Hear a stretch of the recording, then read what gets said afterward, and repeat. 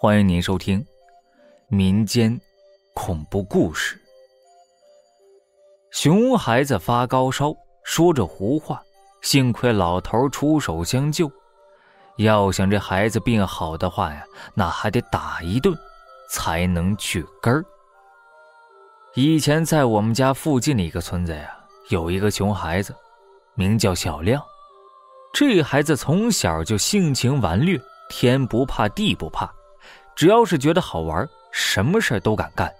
例如拿着鞭炮去茅房里炸茅坑，往别人的院子里撒尿，放火烧柴火堆什么的，这什么缺德事都干。所谓小孩3天不打上房揭瓦，有人就劝了这人家好好教育一下你家的小孩子，不然呢，这早晚是要闯大祸的。这孩子虽然顽皮，但是很机灵，每当这家里人要收拾他的时候他就装出非常可怜的模样，嚎啕大哭。结果这大人心一转，训斥一番之后就说了，下不为例。结果呢，这事儿就不了了之了。有一天呢，家里人就下地干活，小亮一个人就待在家里头，在家里看家。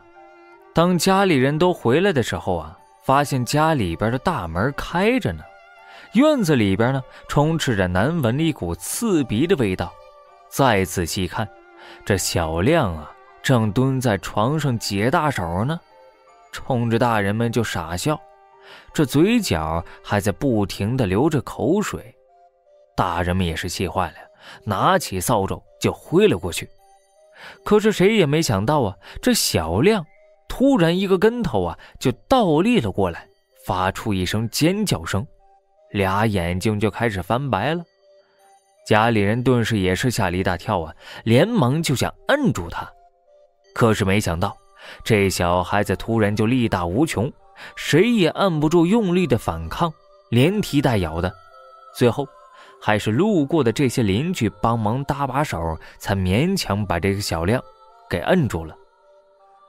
小亮的嘴里就不停地咒骂着，额头犹如火炉一般，特别的烫手。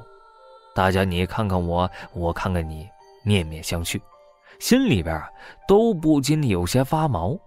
谁也没见过这样的情况这村里边呢，有一个姓田的老头，这么多年了，一直帮忙操办着红白喜事，知道许多的稀奇门头，在当地是小有名气。很快就被请过来帮忙看看。田老头不慌不忙地点了一袋烟，对着小亮的就哈了一口气。小亮立刻对着他就是呲牙咧嘴的。小亮的家人就连忙上前就问他，大哥呀，这是遭什么道了？这该怎么办呀？田老头冷冷的一笑，又说道，早就劝过你们了，这小孩子不打，早晚是要惹祸的。如今他惹出了大麻烦了。这家人顿时就吓出了一身冷汗，女人也没了主意，只能擦着眼泪。他爸这会儿也慌了神了，连忙拿出了钱财，连忙求老头帮忙想想办法吧救救自己的小儿子。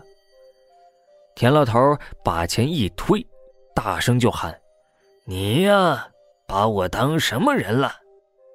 说完，这田老头就立刻做出了安排，让那小亮的奶奶拿着孩子平时喜欢穿的衣服和玩具，沿着路边叫小亮的名字喊他回家。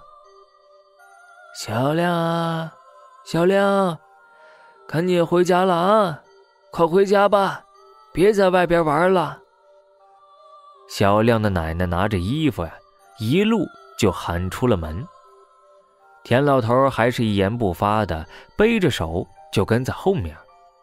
走到河边的时候，突然就停下了脚步，出声说道，就这儿了，别走了别走了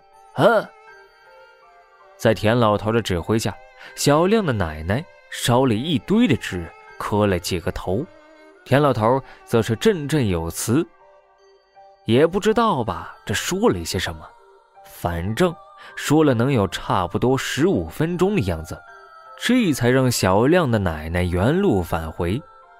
这说来也怪啊，小亮的奶奶刚进门不久，小亮就渐渐地安静了下来，不再呼喊乱叫了，2只眼睛也恢复了正常。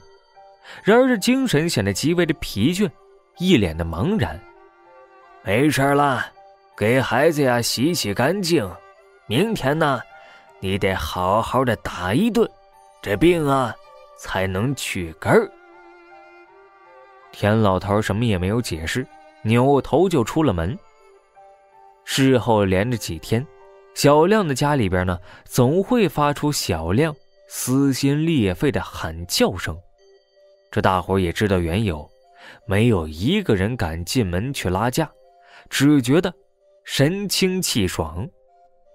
曾经有人就偷偷的好奇问着田老头，说这小亮他到底惹上什么了呀？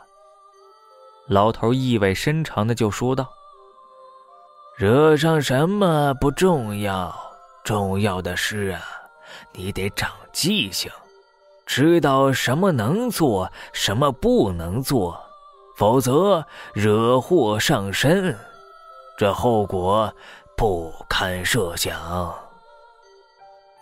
好了，故事到这里就结束了，感谢您的收听。故事来自网络，不足为信。